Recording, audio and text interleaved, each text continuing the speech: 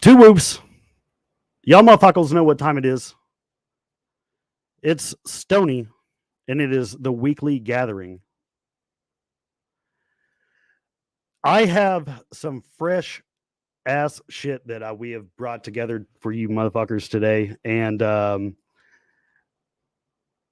it blows my wig that this is even happening right now, and we've come together to put this together. I hope you motherfuckers are having a good start to your week. It is Wednesday. We're about halfway through, and diamonds are shining. Whether it's at work, or you're just kicking it, or maybe you called into work to watch this shit. I don't know. Maybe you're doing a whip it behind work and just trying to kick it and catch something fresh. So today, I'm going to go ahead and bring Humble on. Hey. So with this stream, I reached out and I got one of the more knowledgeable ninjas in the game, in my opinion. Me? Yes, you. Oh shit. And we're gonna kick it with the first motherfucker that you see is like on the credit. If the first name is very important on a film, and this is the first name on the film that you would see when it comes to credit. And he wants to kick it with Juggalos. You know, he spent a very long time and a big amount of effort that goes into his work, because I couldn't think of anybody that's going to do some shit that knows some shit. They're not going to do it half-ass. And in the amount of time and effort that this ninja put in and the content that was released that represented us all as a family, like the credits do. And thanks to Trailer Park Cinderella, who's hopefully in the chat. I seen you earlier. Thank you for reaching out to Tom and making this happen for us. Without you, Ninja, this couldn't happen. And I wish you were around to maybe talk to Tom himself. So without further ado, if it's cool with Tom, we're going to go ahead and bring this ninja up, and we're going to get this thing rolling out. If you haven't shared the stream at this point, you need to go ahead and do that, because your grandma needs to watch this shit, because she's been wondering what the fuck you've been doing with your life all these like 15, 20 years in the basement. You hit that share button, you hit that copy button, you hit that paste button on your social medias. Do that shit now. Why has my grandson been spending so many hundreds of dollars on merchnow.com merchandise for the last 15 years? Well, this dude helped show you why. So grandma, come peep it. Meemaw. So your Meemaw. So what's going on, Tom? Hey, I hope everybody's grandma like pops into the chat window and I get all these questions. Yeah. Send cookies. Cookies. Hey guys, thanks for having me on. This is super cool. Thanks for joining us, Tom. Thank you. Yeah. It is very much an honor. It's very much an honor. So to get this kind of started off, what kind of made you want to come on the channel, if I don't mind asking? I mean, I spent 7 years making this movie. There's nobody I'd rather hang with than Juggalos, and I live in LA right now, so it's pretty rare to come across anybody. Although somebody was next to me in traffic yesterday, and they had a Hatchet Man on their window, which you never see here. So I was just like, whoop whoop, and she just like, wait, no one does this here.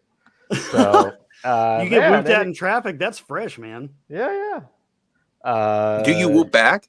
Do you? I hit her up. Yeah, I whooped at her. That's dope. She was confused at first. It doesn't happen much in LA. It doesn't surprise me that a Juggalo is behind the film work too, with this film. Well, I'm a fan now. I mean, honestly, when we started the movie 7 years ago, okay, I just kind of knew as much as like the average person. I work a lot in Detroit, so like I knew ICP from just spending time in Detroit. Oh, no shit. Yeah. Now you did a documentary about firefighters in Detroit, right? Is that correct? Yeah, called Burn, and I co-directed that movie and then this movie, United States of Insanity, with Brenna Sanchez. So she's the other director. She grew up in the city in Detroit, so she knew ICP really well. And this film just won the Film Thread Award for music documentary. Yeah.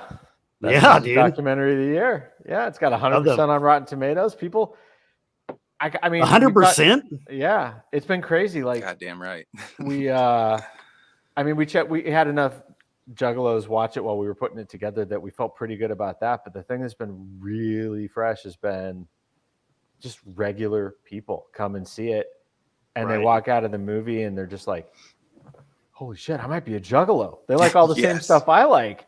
What's happening is so fucked up. And it's that's been to me kind of like the best part about it, is introducing other people to the music and having them, just get on board with the cause, especially now, right? When so many groups of people are just getting like targeted and harassed and hassled. Well, I mean, basically what the FBI tried to do, I mean, what you're doing right now and kicking with quote unquote Juggalos and labeling yourself one, is you're gang affiliated, and this is like some kind of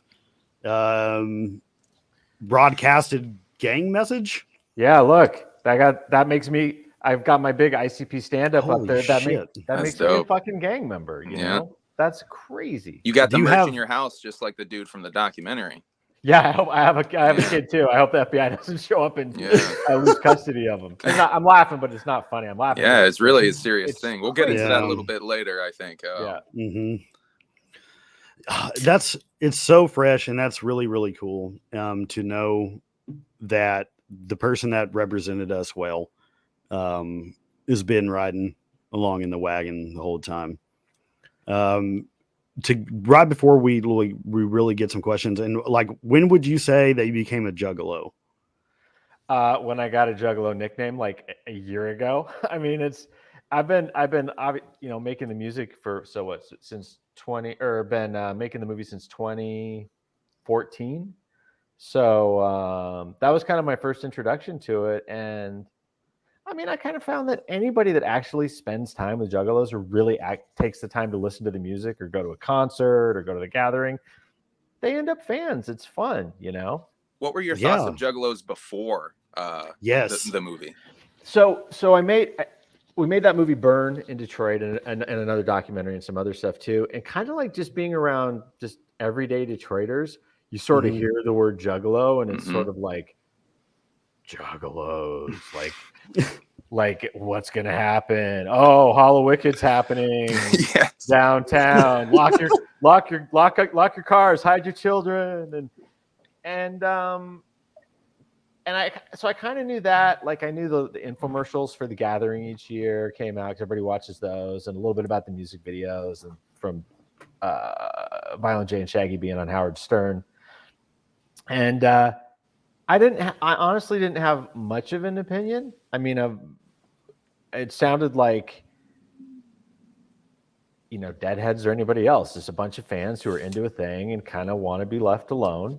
Right. I think for someone who's not a Juggalo, if they just have sort of a passing knowledge of ICP and Juggalos, most people think like, oh, so they're like really dangerous, right? Like, were you ever scared making the movie? Did anybody threaten you? Did they have knives or guns? And I think that's just based on the media, right? Because the media loves to scare people, and you guys saw we get into that a ton in the movie. Oh yeah. Well, I mean, and you covered it really great, and it's kind of evident, like, you definitely covered the subject matter of, coming from a broken home, which is quite relevant in a lot of our lives and stuff like that, and a lot of mental illness that's relevant or like prevalent that you can see, and that like all of us deal with too. And I think Juggalos were one of the first, or people that recognized, hey, we're a bunch of crazies and we got this stuff going on, but we're still people and real life stuff, and we've claned together on that notion. And I mean, I don't know if that's ever become a thing to, like, in your knowledge. Totally. We went to the gathering kind of like maybe halfway through filming, and man, you hear stories about the gathering, right? Like, oh my God, are people going to throw their shit at us? Is someone going to ask me to like recite all the Bang Pow Boom lyrics and then fucking stab me if I don't know them all? And I got there and it was the opposite. I mean, I watched every couple minutes. I mean, Juggalos, like, people show up that are like, I took a bus 36 hours to get here, and people showed up with no money, nothing to eat, no clothes, nowhere to stay, and total strangers would just be like, I got you.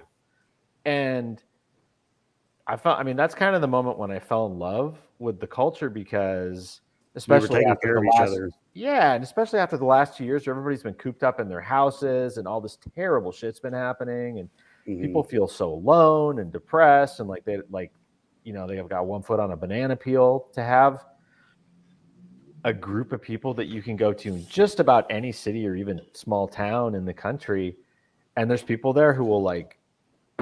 So you were at the gathering last year? Not last year. We were there. It's a few years ago now. Yeah. I think Whoopstock 2018. You guys are. I think that was. It looked like maybe the year that you guys were there. We were there. The first year was at Legend Valley. The first year. Okay. Yeah. Okay. It might have even been a little bit before that. I mean, it was expensive to go take a film crew there, so we didn't. I didn't need to go back because we shot so much footage there. And speaking of shooting at the gathering, in the commentary of the DVD, by the way, everybody, DVD available listen now. to the commentary. My nerdy ass listen to the commentary for this interview, y'all. In the commentary, you tell a story about filming ICP perform, because you yourself were behind the camera for much of the movie. I learned watching the commentary track there, but you're filming on top of a Winnebago. Did you say? Yeah, the Juggabago. I think it's there every year, right? Or it's the XXL Juggabago now. So, but you were talking about how they were throwing shit at you and lighting fireworks. People were shooting bottle rockets at me. During Juggalo Armageddon, that was happening, or is it the whole time you were up there? During the whole ICP set. Honestly, I thought it was going to be worse. I'm glad it wasn't Roman candles, like a bottle rocket handle. I mean, look, you're standing up on top of a guy's Winnebago in the middle of 5,000 people with a camera. People are gonna, It was two people trying to be assholes, man. It wasn't a whole, Yeah, but I mean, that's honestly, you get 5,000 of anybody, and they're drinking or they're getting high or just having a good time. Everybody's coming together, and we're all trying to have a laugh, and no one's trying to kill you, and it's kind of like, because at any point they don't know, in your mind you could get them back. They don't know. So it's kind of one of those environments where we all just kind of flow and see what the fuck happens to each other. Yeah, I mean, you guys have both been to the gathering. Like that's the most mellow thing that can happen to you at the gathering. Like that's the fun of it, right? I'm doing a new documentary where I'm following paramedics on ambulances, and 5 minutes with them is scarier than anything I ever saw at the gathering. Fuck the gathering. Yeah. Damn, props to you for that. Yeah, that's got to be. You probably got some stories from that. Holy crap. Yeah, it's bad. America's a scary place right now. A lot of bad stuff happening. Agreed. I bet. Can I ask you? So we talked about what your thoughts about before meeting ICP. What your thoughts after meeting ICP? And like, because you were like in the room with them, like filming and interviewing them directly. I'm assuming. Oh yeah, many times went home with them, interviewed Violent J's mom, other family members. Yeah. So what happened was Brent and I finished Burn, which was an awesome experience. Like spent 14 months with the Detroit Fire Department, riding around on fire trucks, going and running in and out of burning buildings. It was this amazing time. And we finished that, and we're just kind of like, oh my God, what are we going to do that's even like half that exciting, but also you're going to spend all this time making something and you want it to do some good for somebody. And then Brenna had read an interview with Shaggy and Violent J about kind of the crossroads that they were at. And she'd managed a bunch of music magazines in Detroit and other places. And so she knew the scene really well. And we were kind of a little surprised at how big the band still was. Cause I think most people tend to think of them as like a 90s band. Yeah. Right. The Woodstock in the 90s. And so we, Brent, I gotta give her credit. She cold called Psychopathic Records, called the office, and just said who we were and that we thought, hey, maybe there's a documentary here. And the guys had seen Burn. They're in Detroit, so they'd seen it in a theater and were fans of it. And they said, hey, can you have a camera crew here tomorrow? Because we're gonna have a press conference at the ACLU and announce we're suing the FBI. So we had a bunch of our buddies who worked on Burn with us in Detroit, like run down there the next day and film it. And then we flew out and we said, hey, let's just sit down in a room with you. Let's do an interview. let's see if you like us. Let's see if we feel like there's a movie here. And if you don't want to do it, we'll eat the cost and see what happens. And we sat down, and it was just this. In some ways, it was exactly what I expected, and that the guys were hilarious. And it's clear that they've been through thick and thin together. And I mean, they're a great comedy team. They know each other like brothers. And then on the flip they are side, brothers, man. yeah. And then on the flip side, it was totally different than what I expected. I mean, I'm 50. I've been doing this for like 25 years, and I've interviewed a lot of people, and it was maybe the most just like candid, upfront, whatever was on their mind, they talked about. They weren't trying to like put up a front or come across in a certain way. And that to me is super brave and amazing. And they kept saying like, nobody's ever asked us these questions before. Yeah, dude, Rajel, I totally agree. That was my point, is like, I didn't know, right? Like the average. Right. They just kind of went underground with it a little bit is what happened. Or they like kept it real, right? They aren't doing like Subaru commercials or something. Like a lot. Like I go to the grocery store now and they play Nirvana and Soundgarden. I'm like, what? One of the dopest things about the Gathering of the Juggalos that I always talk about is there's one of the only major music festivals in all of America with no corporate sponsorships. These guys eat money almost every year at the Gathering. And end up paying out of pocket for the fucking Gathering, except for maybe last year. Yeah, I was about to say, I could be wrong, don't quote me, psychopathic. But I do believe they even said like what it was their first profitable year for the Gathering. Yeah, I think last year was I actually said it was the money making Gathering when I was there. That Jay, you're no offense, both. Yeah, no offense, but y'all two ninjas hit a gold mine, and we can capitalize and keep it going. You know. Well, and by the way, that's not due to corporate sponsors. It's not like corporate sponsorships have invaded. I could just tell like, oh, they're doing things a little smarter now, maybe, and capitalizing on certain things smarter. Yes. Well, by the way, no corporate sponsorships still to this day. They're not. I don't think they're ever going to sell out like that. Hell no.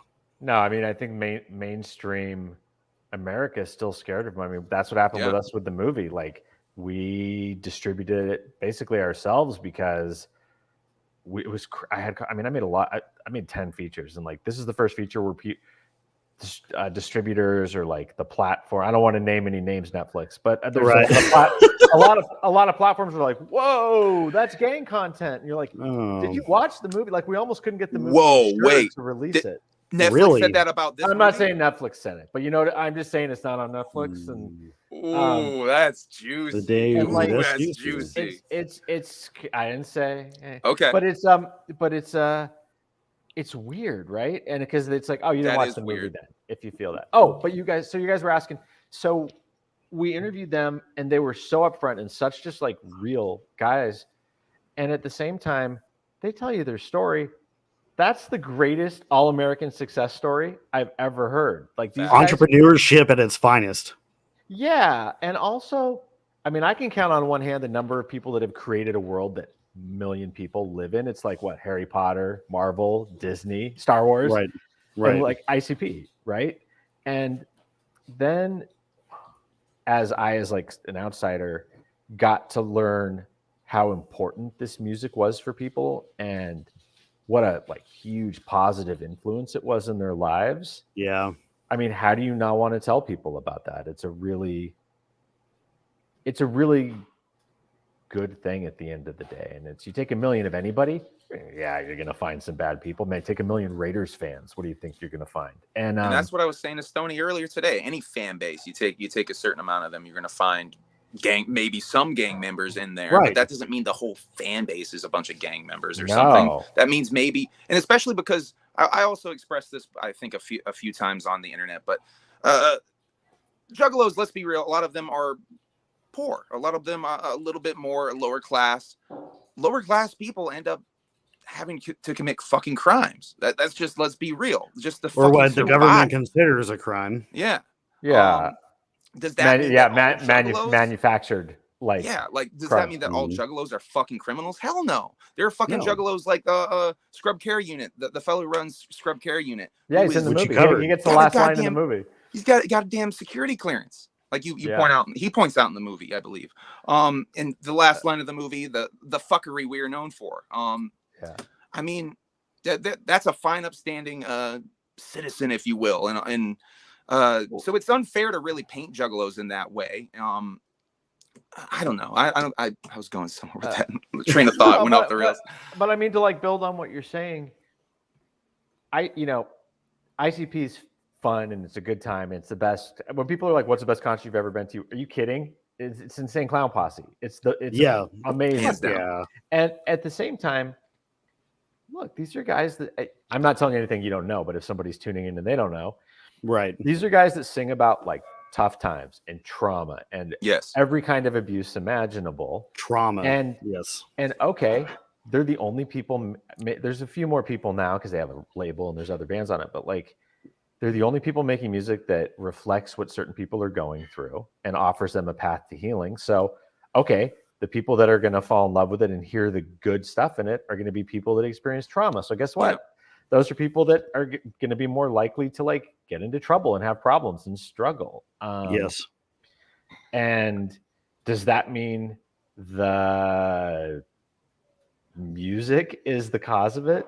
No, it's like, and you guys saw the movie. We make a point of pointing out some horrific crimes, the Juggalos. Yes, and I keep it fair. That's the way I put it. I think you keep it really fair. We didn't want really people to watch. The last thing I wanted was for people to watch it and be like, "Well, that was one-sided," but by doing that, we then I think make a really powerful point, which is those people were going to commit those crimes anyway.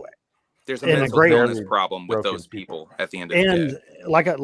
And like I brought up, like it's evident mental illness that you covered that unfortunately the government just like was whatever clinging to. And the fact that, you covered, and I'm kind of like coming back on in at least my commentary, but you covered people like I work management in corporate and we all have jobs and stuff. And it's not the best paying shit. But we scrape a living by just so we can coexist with the people that we've labeled quote unquote family. And that's what gets us through life. Like the gathering gets me through the entire year to know that I can show up and be like with like-minded individuals. And when you have the government, which, like I'm a voter and I do voting and stuff, and I'm trying to be involved in the process. But when you have something that you think is, supposed to be there because it's a thing, now says that you can't even be yourself. Like it's a really, like I got pulled in high school, and we're talking about the gang labelization at this point. I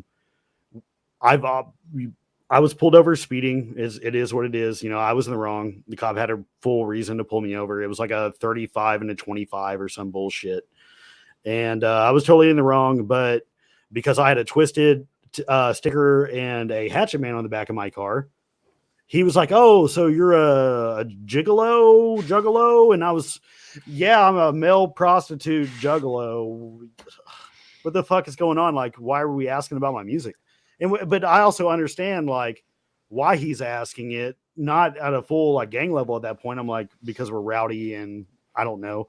I wasn't the best growing up kid, so maybe it was correlated to other people that I hung out with, and it turned out to be a way bigger thing than I realized. And it makes me It makes me so pissed off because this is America, right? Unless you're a Native American, you or your ancestors came to this country because they didn't fucking get along with where they were. They were probably getting shit on. They couldn't get ahead. They were outsiders. Mm-hmm. They viewed the world differently. And then they came here and just wanted to be free to do their own thing, right? It's like... Right. I mean, I'm from Oklahoma. That's the majority of population down here. That's a general consensus too. But now I feel like we live in a world where people are forgetting that. And they want to vilify people and people that don't look and sound like them or listen to music they don't understand. They want to label them as bad. And I mean, like I'm despite the fact that I'm like clean shaven because I got to go to work after this. I'm a guy that was always in trouble in school and was never fit in. And liked things that the other kids didn't like, and didn't have a group of people that until like later in life that I felt like got me. And What So a Juggalo. yeah, so well, yeah, Juggalo. I'm old enough that didn't exist when I was in high school. So for me, it was like I found my outlet in making movies, Right. and like And running film? reading comic books and going to horror movies. I and- really like that scene, Tom, when you equate floobs to like the Goonies Yeah, and dude. stuff like that. I really like that. You do a great job of juxtaposition of film clips and stories in general. One of my favorite parts of the movie, I just want to share something I found while watching it. You know, talk about it in the commentary. The warrior story that Rude Boy tells, and How that good is that? you put Inner City Posse on the back of the Warriors jackets. You're the only person who's noticed that. And by the way, you know how hard that was to do. The commentary is the only thing that clued me in. I did rewind and found that shit though and paused it. I'm like, that is so fresh. That is so fresh that he did that. Yeah, so he shared it to me. I seen that.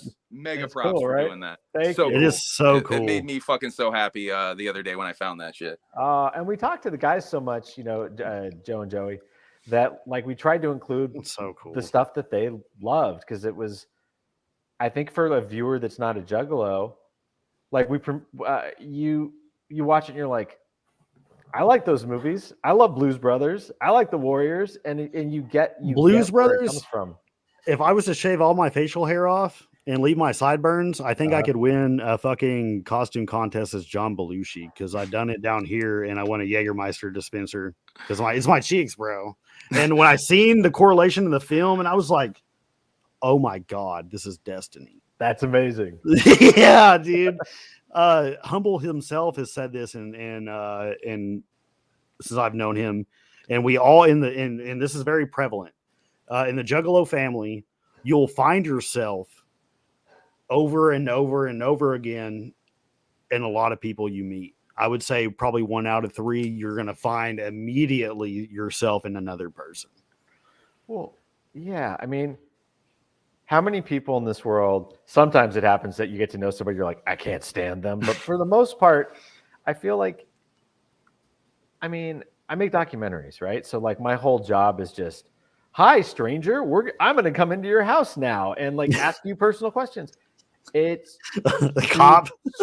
Yeah, exactly. It's super rare that like within a few minutes, you don't find out you have a ton in common with somebody. And most people are like good people. They just want to, all things being equal, they want to help. They want to be left alone. They don't want to hurt anybody. I mean, sometimes hey man, we live in the world. Like there's terrible people, but right. And frankly, those are just usually people who are just super damaged and just don't know what to do and how to interact. But that was to me the cool thing about going to the gathering. Like it's just nice people who are like, I mean, look, we're all nerds. They're nerds about this thing. And they're no different than somebody going to Comic-Con or going to like a horror convention or some other band. I mean, and one of the things that you definitely covered in a super well, and I was involved in community outreach with like addiction recovery, and you reflected that in the film with like Juggalos for Jesus and the Scrub Care Unit and a bunch of other people.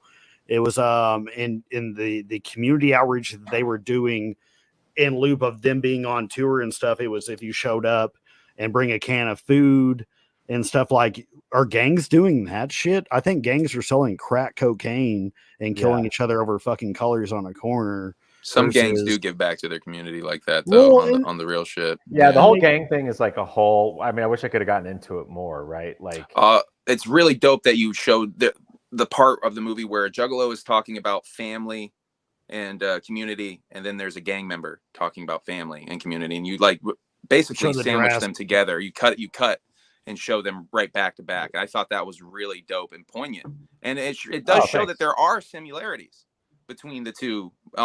Sure. Whether or not if it's criminal or not, that's really where it's like it comes down to, or organized crime. Because in the movie you present this whole thing, the FBI's 3 things to qualify a gang here. And And I guess Juggalos qualified for 2 out of 3. Was that? Yeah. So the FBI has no actual criteria. Like you can't go online and find a list of, hey, if you fit all 3 of these, you're a gang. There's like an unofficial 3-item checklist. Yeah. Juggalos and ICP, they check maybe 2 of the boxes, which are they're a group of people that are under a specific name, and they have what's called the name symbol identifier, the hatchet man, word, phrases like whoop whoop. They're called Juggalos. And the third one, which they don't check at all, is you're organized for the purpose of performing criminal activity. And I mean, if you take those first 2 that we all fit into, hey, that's the Boy Scouts. That's any fans of any band. It's a pool league team. It's whatever. Any sports fans. It's a church youth group. It's any religion. It's total bullshit. And one of the things that really surprised the hell out of me was like, we went into this and okay, the FBI labeled these guys a gang. We're going to make this. The guys seem cool. I like the Juggalos I've met. But at some point, we're going to find out, oh, that's why they're labeled a gang. They're the FBI. They got to have a good reason. 7 years, there was no good reason. It was totally arbitrary. And then while we were filming, and it's in the movie, the guys forced the FBI. They filed what's called a FOIA, Freedom of Information Act request. Yes. Where the FBI is forced to give them their paperwork for redacted shit. Yeah, what they used to decide that the band's a gang. And it's random Google searches of like, oh, these guys in New Mexico broke into a school. They call themselves Juggalos. A guy did this in New Jersey. How much of it was redacted? Was it a lot of just like, was it like black, white, black, white? I mean, I don't know how the government works like that. So it's not in the movie because I couldn't put it in the movie, but I'll tell you, like the stuff that was redacted was mostly from the Salt Lake City FBI office, who, by the way, turned out to be amazing. They weren't the FBI wouldn't let them be in the movie, but what they did was they like called the Salt Lake City's like gang task force on our behalf and said, hey, you should let these guys come interview you and hang out with you. And they hooked us up with people on. I didn't put it in the movie because it didn't end up leading to anything. It didn't fit. But like people on we talked to a Juggalo who was in witness protection.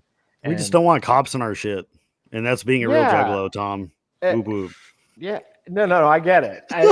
So my point was like most of the stuff that was redacted from the Salt Lake City FBI, but then when you talk to them off the record, they were like, yeah, this got way out of hand. I mean, it wasn't their intention to label all Juggalos a gang. Salt Lake City was like a place where there actually were some there was like, let's call it like a dozen people who were Juggalos that happened to also be committing crimes together. Which is what I kind of hinted at earlier, that, that might exist, but that doesn't mean that all Juggalos are one giant hybrid organized gang around the country, and each sect is doing these nefarious criminal activities. And I mean, you can see in the movie, like we have a whole like sequence where it's like guys in every sports hat, like Cincinnati, Raiders, this and that, I mean, they're big gangs that identify themselves by wearing sports memorabilia. Sports memorabilia. Yeah. British Knights shoes. I mean, when police are in LA, if you're wearing a pair of BKs, that's probable cause now. And what's that? BKs, British Knights. Like, there's certain gangs that wear those shoes. No shit, and they can pull you over for fucking shoes, or they just like probable cause. It's like the Raider shit in the 90s, like all the Raider shit that they used to wear in the 90s, for sure. Oh, I'm still in LA. I mean, that's everywhere. Is that's still a thing? You see a guy in like a hoopty with a big old Raiders thing on the back, like, don't cut that guy off. But my point being, like, even the stuff that was redacted that was supposedly the core of why the FBI decided to label Juggalos a gang, their Salt Lake City office, I hung out with those guys in the gang task force unit, and they were just like, nobody thinks it was right. But you get so how do you think it started? How do you think all this started? Yeah, I was going to pose that question. I think people are scared by people that are different than them. I think we live in a society right now in America where people want to legislate taste. And I like the way you said that. I like the way you said that. You know what I mean? Like, I do know what you mean. I mean, remember NWA? Remember Two Live Crew? Remember Hell yeah. Even Tom Green or people, you know, and I didn't even know what a hoochie mama was. Thank you, Two Live Crew. right. And They having my educated dad all of explain us. that. Bro, that was the first explicit tape But that I heard as a child. a Juggalette she's in the movie. We tried not to use names on screen because of like we don't want them to get hassled. But she said she made a really good point, part of which we were able to put in the movie, which is like there's a million juggalos right now in the world. Most of them are in the US. Right. Like you said earlier, they tend to be people who are on like, you say poor, I say they tend to be like on the lower end, like socioeconomically, right? And Scrubs. you go to the gathering and the scrubs, you know, you go in the parking lot, you're not seeing a lot of like brand new dealer plates on cars. Like they're people who are working hard for a living and are getting by month to month. And yes, I think that whenever in America right now, whenever a large group of, let's say, poor people start to get power and start to organize, the government sees them as a threat. Yeah, it's dangerous to them. Yeah, because it's the status quo, right? The people that have the money and power want to keep all that. And how they keep it is by making people struggle and turning people on each other. So I think the fact that there's so many juggalos, they started to see as a threat. And something that's been cool with the movie is I was talking earlier about people who aren't juggalos. People are sort of like, oh, I want to go see this movie about this terrible thing that's happening to somebody else. And they walk out of it and they're like, holy shit, this is something that could happen to me. I mean, look at Texas right now, like all the different groups of people that they're going after. And without getting like too political, I mean, I think you can tell because I made this movie, I'm kind of like, hey man, this is America. If you're not hurting anybody, you should kind of be able to do whatever the fuck you want. And to say that like how somebody dresses or what they listen to or how they talk or what fucking color their skin is or whether they're a man or a woman means that somebody else can tell them what to do. Fuck that. And that's the most un-American thing there is. And it's actually been kind of cool, like in an era where everybody's really polarized. I've shown this movie to conservatives, to liberals, to everybody in between. Everybody pretty much walks out of it saying, oh, that's fucked up. Like, because nobody wants to be bullied. And at the end of the day, that's all it is, right? 100%. And that's the ironic thing. So many juggalos have been bullied their whole lives. So it's just like add on to the shit pile, if you will. And we met cool law enforcement people. Like I do that ride along with the guy in Thornville, Ohio in the gathering, who's like, he shows us the world's largest basket or whatever. Like, he's totally fine.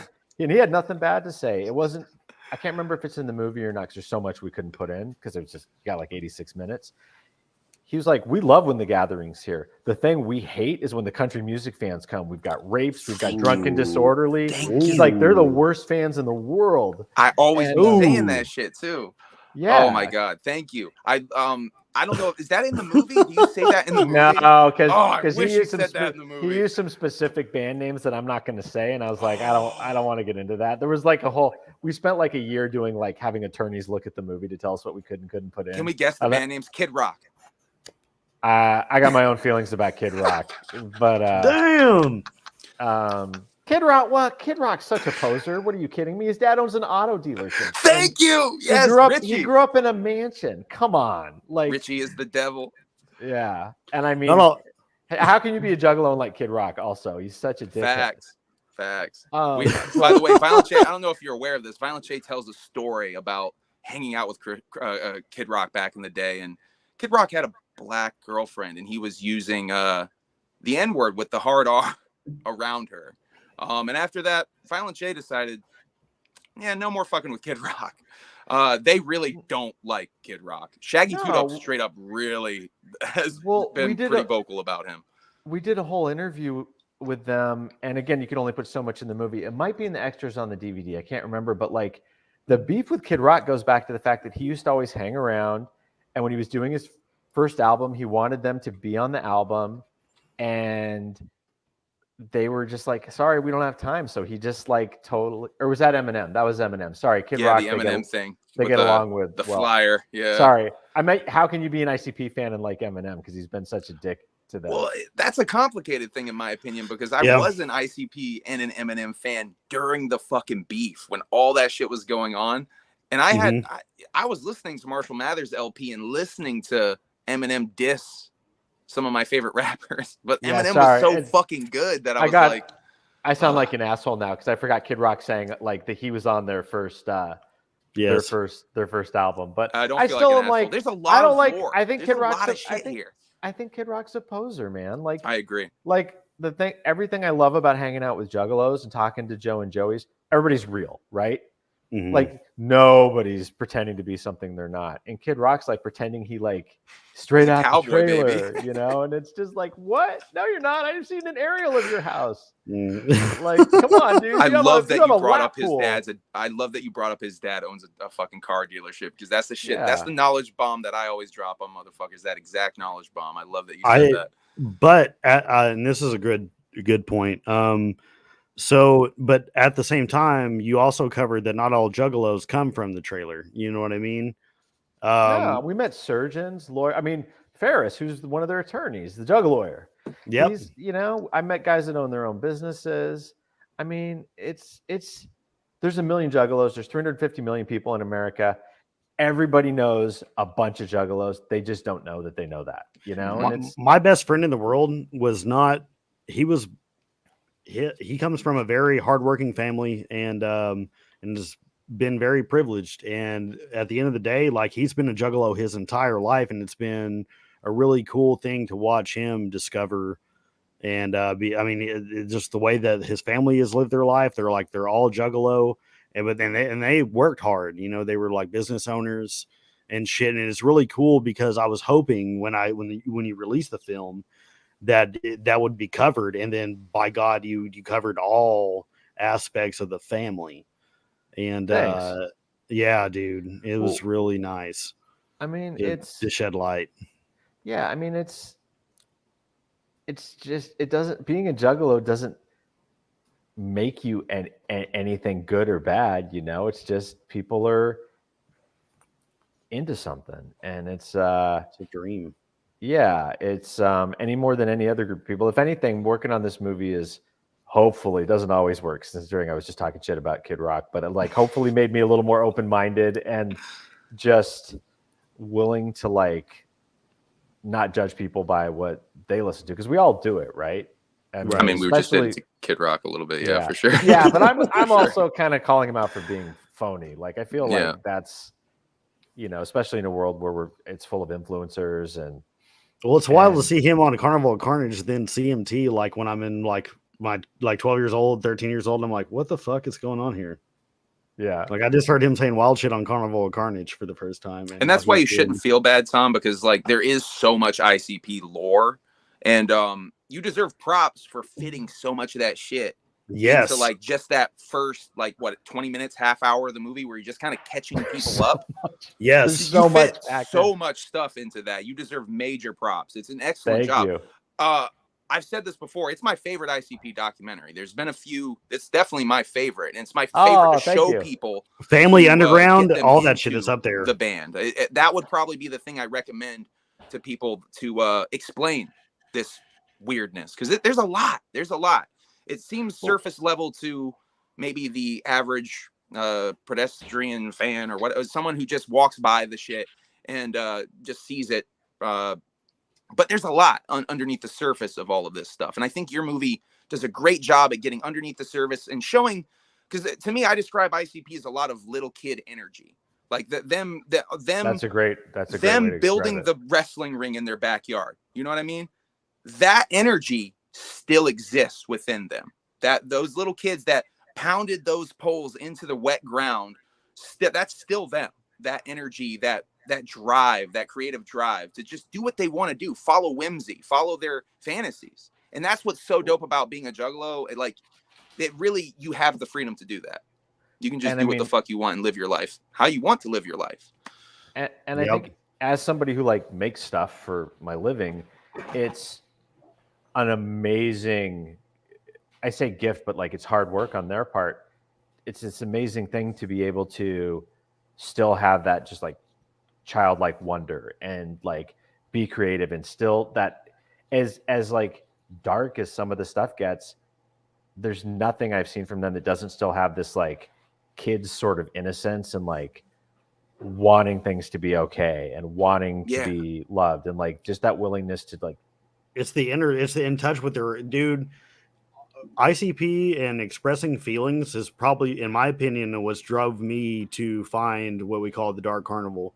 Is like the feeling that you get because it's in touch with one's true self, and those are honest feelings displayed over audio to an audience that I mean, people that get it because it's real, true, honest feeling. It comes from feelings of compassion and love, and also anger that's unleashed and that's quote unquote the violent portion of the music that we cling to, is because it's raw emotion. You know, we can't go out and you can't do bad shit, but what you can do is just express it and get it the fuck out, and it doesn't hurt nobody, and it's factual. Like they're not, but it comes from like this place of like that helplessness of being a kid, right? Like how many of the music videos have kids in them, you know? right? I mean, man, I wish, my dream is that someday ICP does like a kids cartoon show. I think it would be the greatest that'd be so fresh cartoon show ever, right? With the whole world and the fact that there's so much they talk about that, I mean, little kids can relate to. Because I mean, how many of us grew up in households with parents fighting or scary shit happening and just being like, I'm gonna go hide under my bed or hide in the closet or go like hide in the backyard, you know? I'm a product of a broken and you home do too. touch on Violent J being abused and Jump Steady being abused very lightly in there, and you use the clip of the Martin Bashir interview where he kind of straight up tells Martin Bashir pretty fucking frankly, that whole Martin Bashir thing, what a freaking hatchet job that was. I'm glad that you covered that. You also say in the commentary that you think that had a big part of maybe the gang designation. Yeah, I mean, it was this big national piece, right? And what we do in the movie is like they had somebody with an iPhone filming behind the scenes, so we used a lot of that as well. And when you look at the raw footage, which I think it's even maybe on YouTube.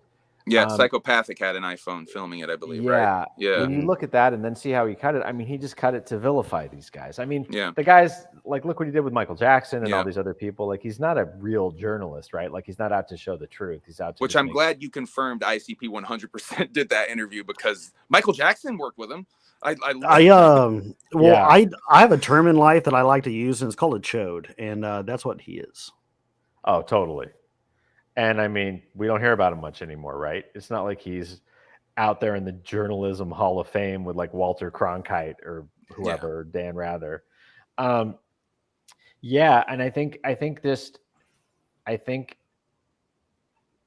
a lot of politicians and a lot of journalists, not real journalists in my thinking, but like they like to get ratings or get like juice by making people scared of people. And you get guys that are wearing like John Wayne Gacy clown makeup. Hey, that's an easy target, right? Especially like you watch that interview. The guys are so honest with him in that interview. Yeah. And I was watching it. The first time I watched it, I remember just thinking like, oh no, nobody warned you guys that this guy's a total scammer. And he fucked them. Yeah. They definitely did it because of the Michael Jackson fandom.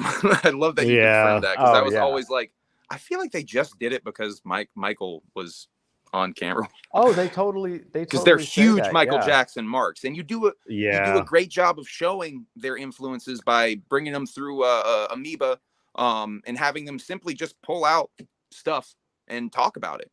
That's such a brilliant way of showing all the different influences that people wouldn't expect ICP to have, like Prince or Michael Jackson or Pearl huge Jam. Pearl Jam fans. Yeah, Pearl Jam, dude. I was like, what? And the Blues Brothers. But then once you know it, and one of the reasons we wanted to make sure we put that in was, I think it's easy for people to be like, oh, what? They got lucky? That's why they were successful? I'm like, no, nobody's this successful without working their ass off. And there's a ton of craft that goes into what they do. But going back, you were talking about the molestation. I mean, so we interviewed Violent J's mom, who I mean, at the time we were the only people that ever interviewed her. I think we probably still are. And like Jay actually interviewed his own mom on a Patreon stream just to get super nerdy. Oh, cool. That was the first time I believe the Juggalo world had ever seen Jay's mom. Then the second time is your movie when it came out. Yeah, it took us so long to get the movie done. Like, I remember she was like, nobody ever asked me any questions before. But like, we didn't want to get super heavy into the molestation, but like, I kind of love, she's so frank, right? She's like, I married an asshole. And it happens. And she's the sweetest, nicest lady on the planet. But she also just like speaks the truth, 100%, just like her son does. Just like Jay. Yeah, just like Jay and Jump. Yeah, Yep, and I Jay mean, and Jump. that's like the key. That's like the key, right? It's not, at the end of the day, it's not about the costumes, and it's not about the violence, and it's not about the showmanship. I think it's about, to me, it's about the fact that if you really listen to it, like the level of honesty and willingness to discuss like the tough shit is pretty rare to come by in anything, music, books, movies, just friendships. Unfortunately, when we as a society, when we do open up about vulnerability like that, we catch a lot of backlash. And, and it's look at wild. ICP, like right? It happened to me too. Oh yeah. Go on Twitter for 30 seconds. Like everybody, there's all these people that just exist to troll other people or try to get them to kill themselves or try to fucking push it. Everybody wants to, remind themselves that there's somebody who's worse off than they are, even if they have to be the ones that make them worse off. And it's super sad. And that's just not a thing that in all of these years, like I never encountered, in the Juggalo world. I met some people that were like pretty high and should have chilled the fuck out. But it's, as a community, everybody was great. We would go to concerts and we'd have to like re-level the tripod head, and also there'd be like 20 lighters there. Hey, can we help you? Please and thank you. And holding the door open for people, like the nicest, most polite people I've ever been around. And how is that negative? This is what I constantly tell people is what Juggalos have is what everybody wants in their life, is a community and people who care about them and a way to get to heal when bad stuff happens. And I think it's when you look at the people who want to make fun of them and want to vilify them, I think those are people who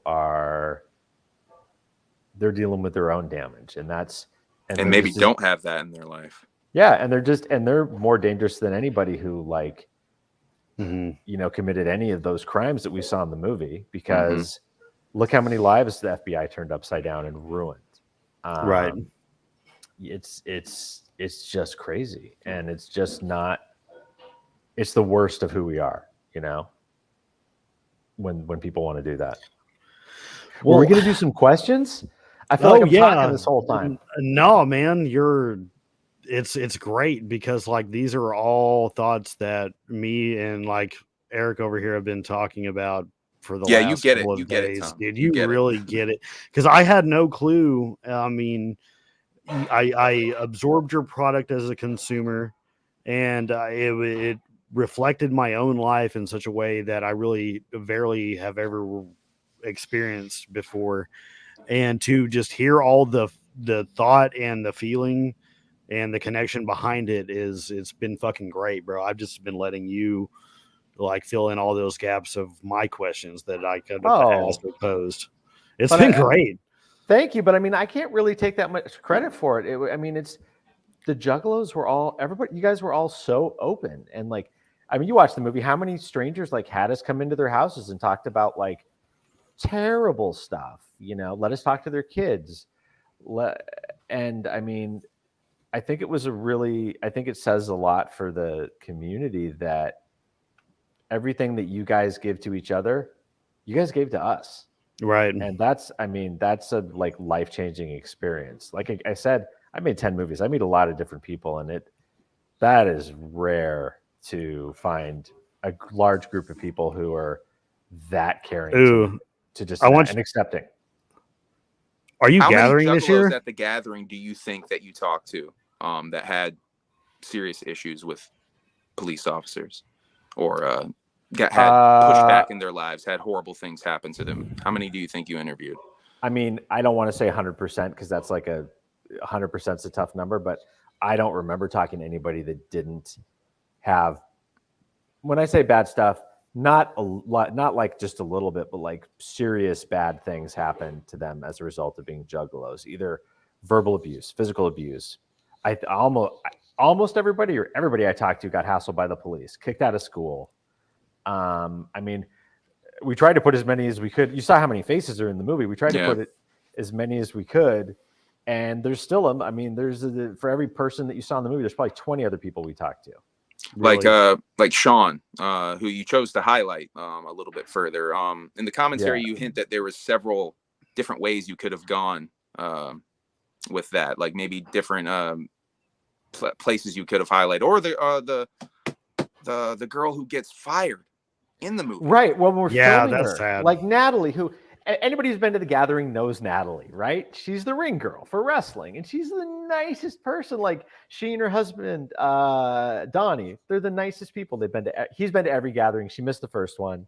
They just dress in all white. They're both physical therapists.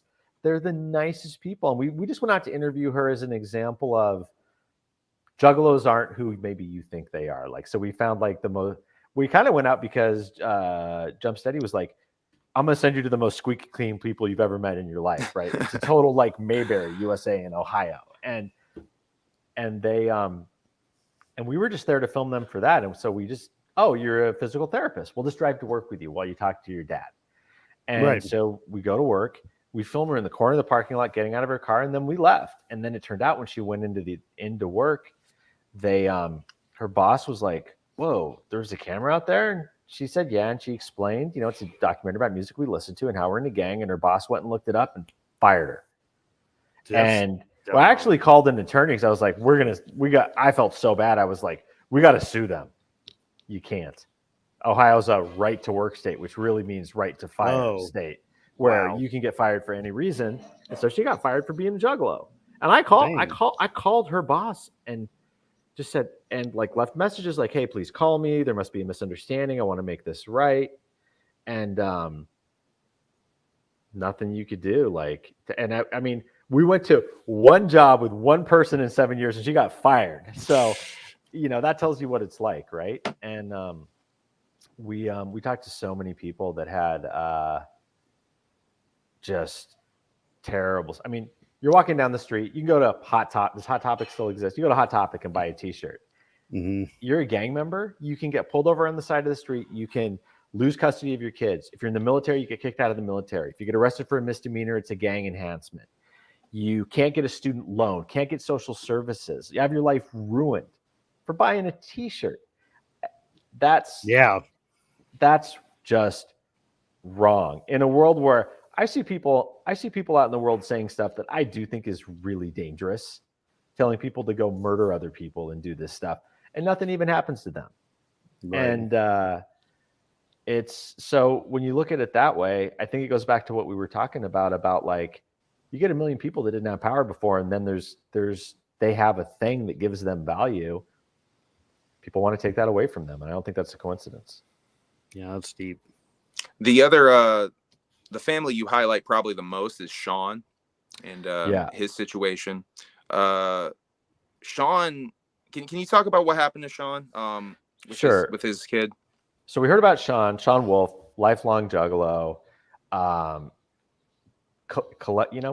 He collects merch. He's Merchalo. And lives in a small town in Rimrock, Arizona. Part of his community. He's the guy that holds the door open for people at the grocery store. He and his wife work as security guards, I think. Great dad.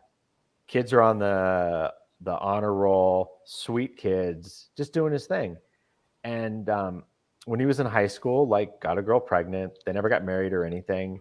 She moved to California with their son and abandoned him. And his son so they meet with Sean. To the social services meets with Sean to give him, we want to give you custody of your son. Sean's like, great. I want him. I'm a good dad. Here's my other kids and have solid family life.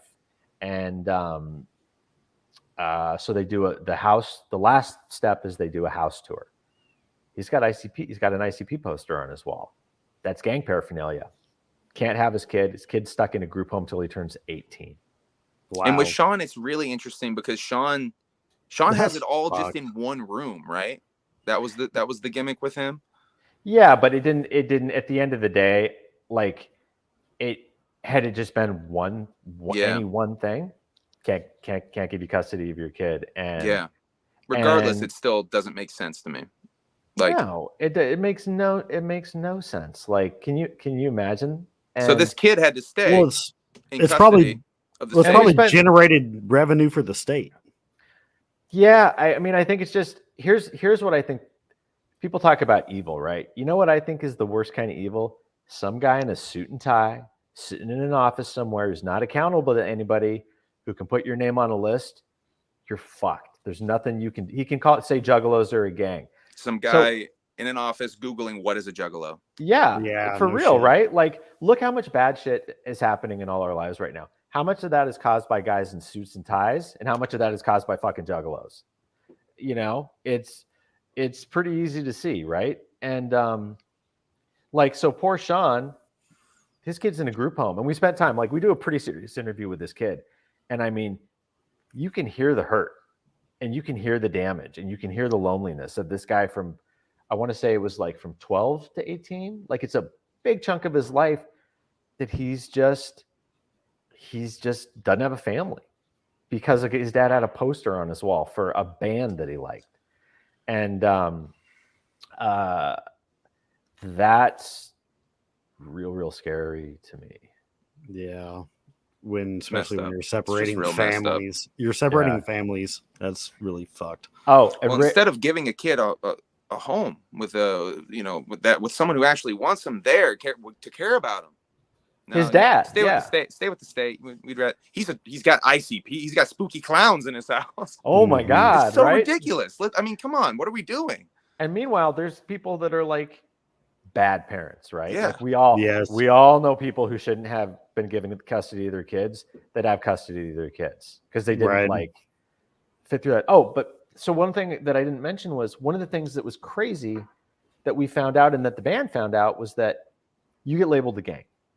Mm-hmm. There's nobody to call at the FBI. There's no like form to fill out to ask to be taken off. There's no recourse. So like, if you look at everything in this movie that's happened to, a band that makes millions of dollars, it has 1 million people, backed by the ACLU, has the ability to get tons of press.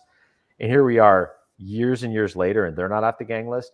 Imagine what can happen to you or me or one person if the government decides to, if someone in the government makes a mistake and puts you on a list. There's nothing you can do. Yep. Oh, and I'm going to mispronounce your name, but Rickus. Yeah, Rickus. That's one of my homies. Oh, cool. He asked, are you asking if I'm gathering? I got to work. I can't go this year. But I got to be back at some point. You should. It would be really fresh if you gathered this year, man. Yeah. We would love to have you. I'll let you guys know when I can make it back. I forget, where is it this year? It's in Ohio again. Mm-hmm. Yeah. But it's not at Legend Valley, right? No, it's at Legend Valley. Last year it was at Legend Valley, and this year again. It seems like you were touching on before, and it's actually something. When I went last year, I asked a bunch of people around Thornville and Hebron, I believe is the town that I stayed in. Yeah. What do you think of these juggalos that are coming in? Everyone I talked to and local people that I talked to said we love them. We love them. Yep. But we have no problem with them. We did a bunch of interviews. They just didn't have room in the movie. Same thing. Like I interviewed a guy that had a 45 on his hip who was like super right wing, like open carry dude, and he's like, they seem cool. Yeah. And I think because of that, I think they're going to be at Legend Valley for a little bit. I don't think they're going to really be trying to jump away. Legend Valley saved their asses that year, and you do a great job of documenting. Yeah, the dudes roll up, and they were all like, "No, fuck y'all," and they just wouldn't answer questions and dipped out. We happened to be filming when one of the Juggalos suggested it to them at a meet and greet too. It's in the movie. I don't even know. It's hard to hear it, but like the owner's cool. The law enforcement there is, I mean, at least when we were there, was great. We're like, they're not giving people a hard time. I mean, they don't want people out like drunk driving, but like they felt like if people were in the gathering, do their thing. I mean, so like you saw when the ATF showed up. Yes. Law enforcement was the sheriff's department like let the band, they like let Jump Steady know, like, hey, the ATF's here, you should come down here. I mean, they didn't seem like they were out to hassle anybody. I don't know if it's changed since then, because the world, it seems like crazy shit happens every year now in our world. But I mean, and it's like, you know, it's Ohio, right? People are like pretty chill.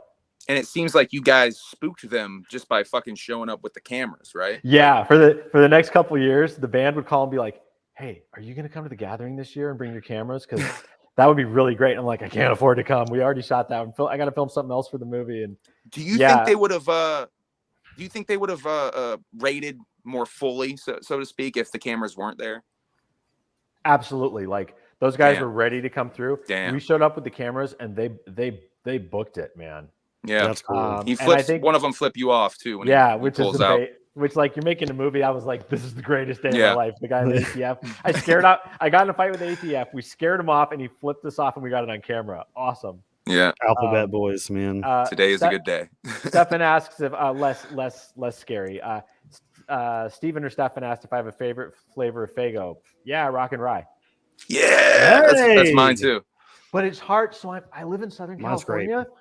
You can't get 2 liters here, but they sell like weirdly like high-end liquor stores sell the bottles, like boutique, the glass fancy bottles boys. of it. Really? Yeah, which is totally like good, but it's like $3 for a little bottle of Faygo. It's like super high-end soda here. I'm actually in Vermont, and the closest place that I can find Faygo is a boutique soda store in Manchester, New Hampshire. That sells it for fucking $5 a bottle. Yeah, it's nuts. I did find there's a couple places online that sell it, but then it's like the shipping on it's crazy. It's like 3 times the most. That's why I have a YouTube video called "I bought 100 bottles of Faygo," because I found a place with Faygo and I bought a fucking 100 bottles of the shit. Like the 2 liters? No, the 24-ounce boys. Got it. Yeah. Yeah, the only place that sells it around here is like a discount grocery store. And I don't even think they've even re-up on their stock, because I bought their entire, like, half of their shelving of it before I went to the gathering last year. And I went back not too long ago to get my re-up, because I was like, I haven't had a Faygo in a while, and it's literally the same shit that's been on the shelf. I was like, oh, that's bad. It bums me out. And like all the just regular Safeway type grocery stores here started carrying Vernors. Like, you guys know Vernors, which is like a Midwest. It's like a Detroit soda. And I was like, oh, maybe Faygo's coming next. No Faygo. What a bummer. Oh, man. Yeah. Faygo, go national. Come on. Right? Oh, this is weird. If you were a Care Bear, what would the picture on your belly be? And this is from Wakanda. He's a long-time gatherer of like 17 years, dude. I am happy to say I know nothing about Care Bears, so I can't even make up an answer to it. I'm with you, dude. I really don't. If mine was, then it'd probably be a weed plant. There you go. Yeah, have like a Hatchet Man Care Bear. There you go. There's I see. Okay, so what is your favorite comic? Ooh, I like that question. My favorite comic book? Ooh,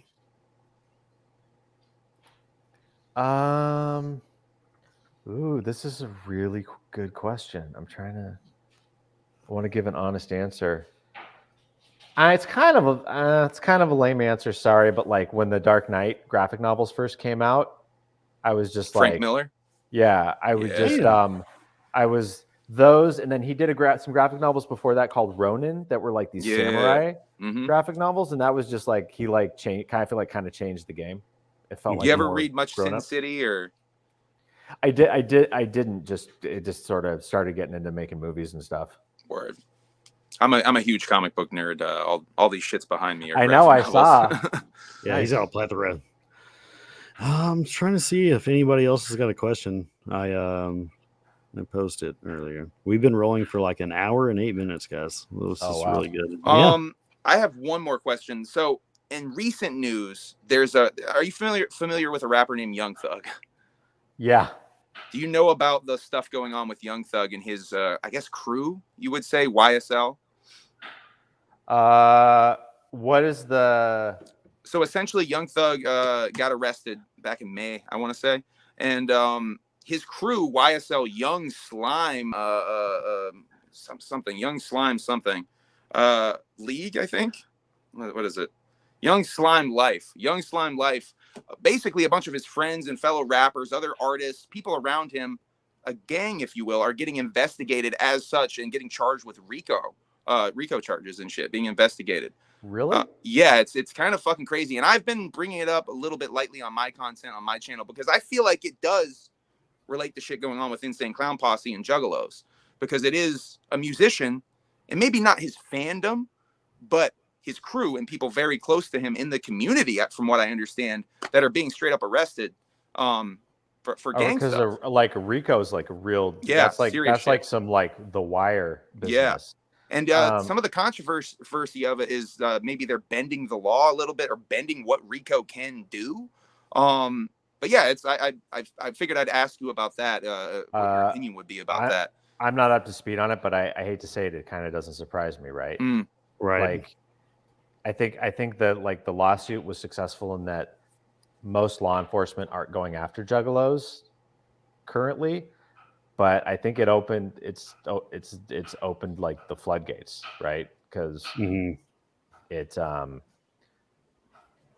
didn't disempower law enforcement from labeling large groups of people, which has been happening for a while now, from environmentalists to, you know, all sorts of social activists. Oh, what's my favorite Joker's card? Nobody's ever asked me that. Yeah, that's bro. a good question. Great Think hard and deep. Ooh, that's a good one. It's just sort of like got a lot of weight to it, right? Mm-hmm. And I think we use it quite a bit in the movie because I love the image too.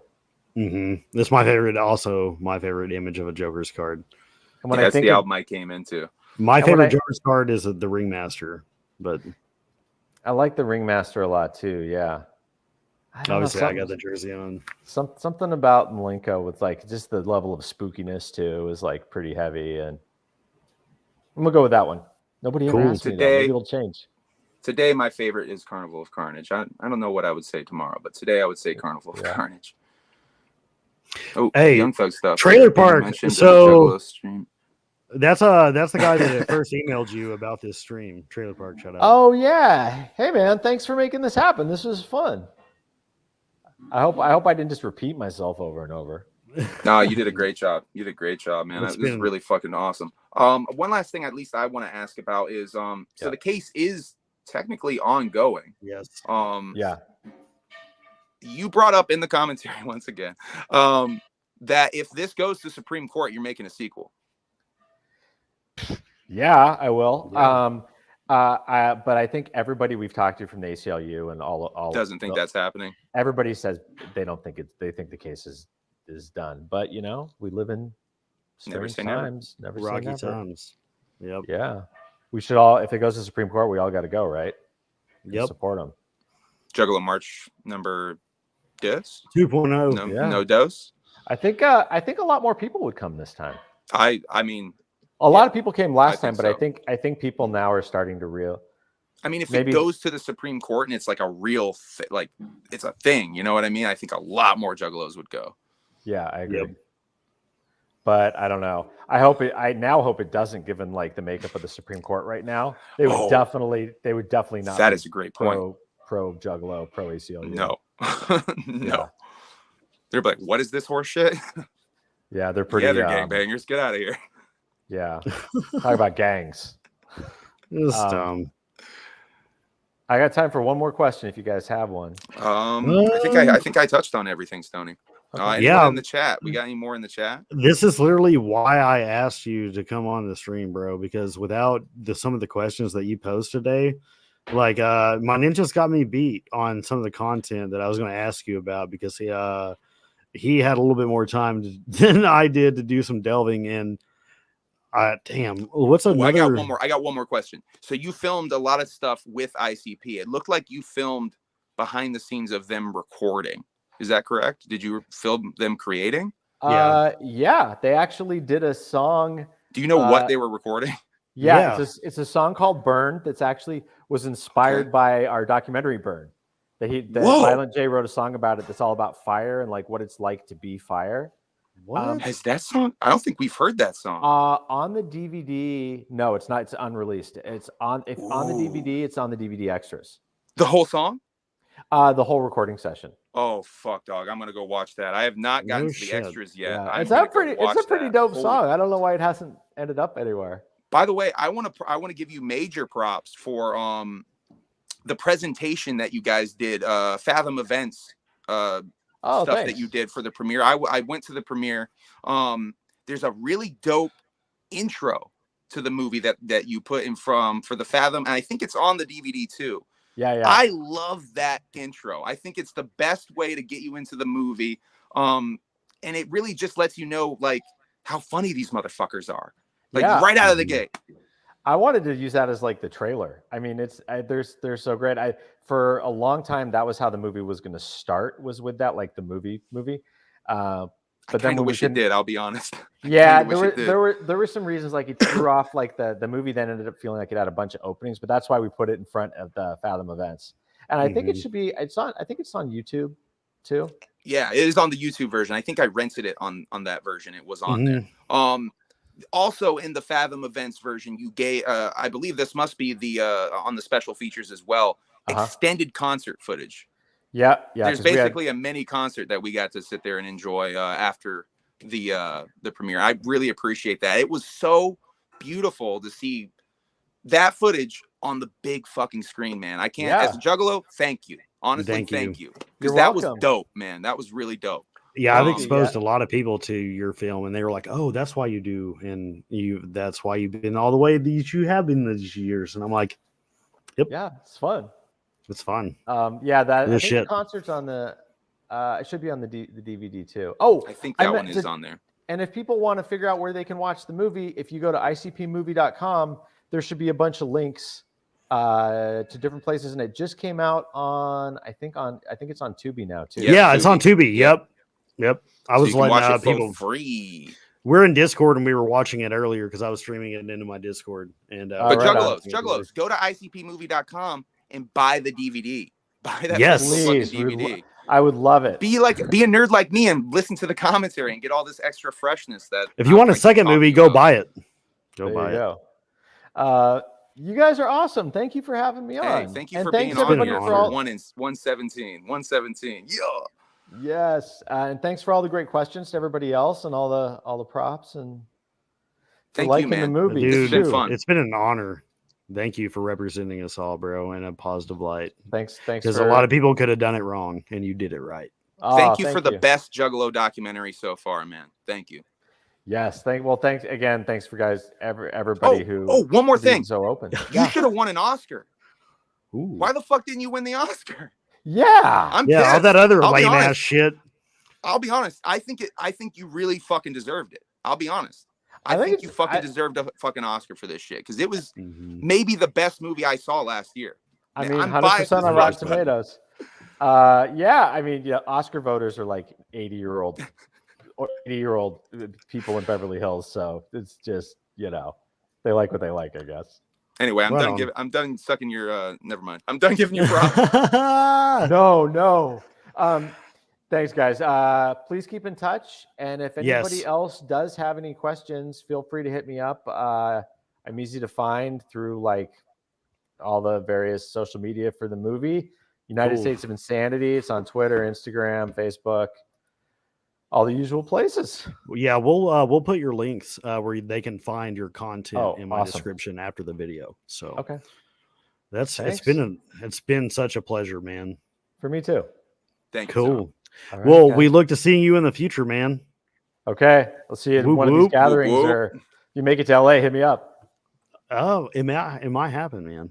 All right, I've got a dream. So whoop whoop, man. Okay, whoop whoop. Whoop whoop. All right, have a good night. Yes, sir. That was fun. Heard it from the man himself. Oh, that was a lot of fun. You should just be able to exit it out and it'll remove you. So it's I can't believe what just happened. It was very much an honor to have both of dang Humble. You didn't have to leave, not yet. But if you did, fuck it. It's been an honor to have Tom kick it with us all tonight. Thank you very much, Humble Eric, to come help me piece this together. I couldn't done it without the family, all of you guys, to show love and to represent all of us. And thank you again, Tom, for all of your time and all those years that you put into hard work paid off, homie. And I hope it continues to win you awards. And I really look to seeing you at the fucking gathering in the future, man. You got to come. You got to make it happen. Because you matter, man. So you should gather. At least in my opinion. But you already know what time it is, man. I've been up here for an hour and 20 minutes, and we're doing our shit. Unfortunately, your homie's got to take a piss and go conduct some real life shit. So we're going to fucking bounce out. And feel free, you should share this stream. Show your fucking homies. If you want to if they want to know what Juggalo, if you got anybody in your life that wants to know what a Juggalo is about, you can show them this stream and show them the film. You already know where it's free at. You know what I mean?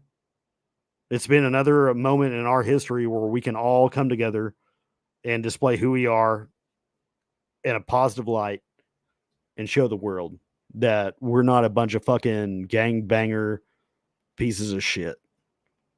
We're not out here ruining communities. We ain't doing stupid shit. We're just trying to spread the love. But it's that time, and it's your homie Stoney, and I'm bouncing out this bitch like a crackhead that just got a sack, and I'm going to go roll a bowl somewhere. I got shit to do. So do you. It's Wednesday night. Diamonds are shining. 2 whoops from all of us here at Gather.net, and we hope to see your bitch asses at the goddamn gathering.